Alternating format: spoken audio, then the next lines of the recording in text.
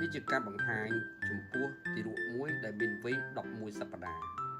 បានន័យថាគាត់ឆ្លងកាត់ពិសុទ្ធមកអំពីយ៉ុងមកទៅជាទីរក់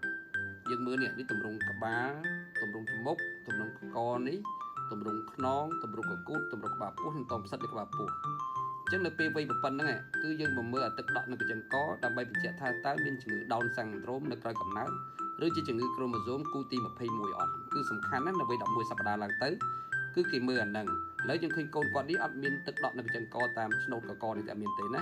ហើយភេទនេះយើងមើលនេះឃើញចប៉ុចទូចមួយគេប៊ូកសំណងអញ្ចឹងប៊ូកសំណងហ្នឹងយើងគិតថាជាកូនប្រុសឬជាកូនស្រី